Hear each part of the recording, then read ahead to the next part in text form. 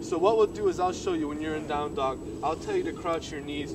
I'll press into your hip, and I want where you're pressing into my hand, that is the lead edge of what is jumping, what's coming forward. Okay. That rotation comes from that plate. Edge, this comes up first. Lift this straight up and then forward. Yes!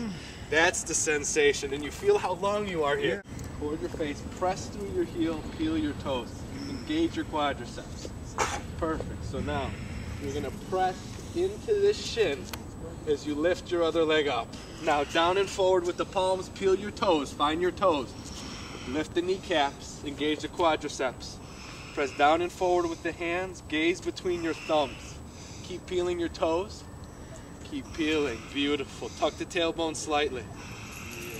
Now, lower this leg, keep pressing this heel presses, the other leg lifts. That's your length. Now this hinge, there's your strength.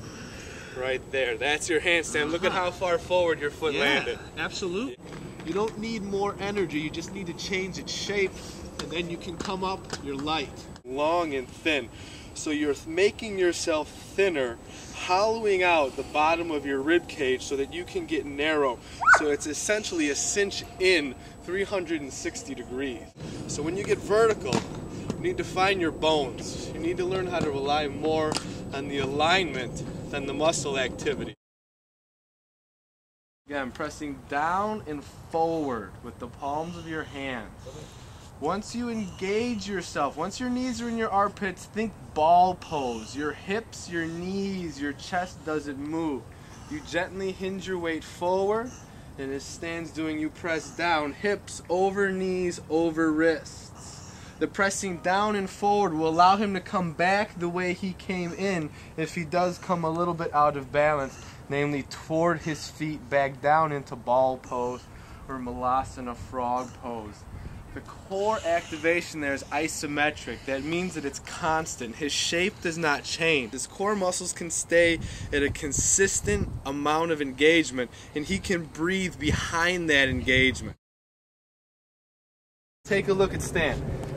His knees are together, his hips are very low. His hips are actually below his shoulders, which is going to make side crawl pretty easy for him.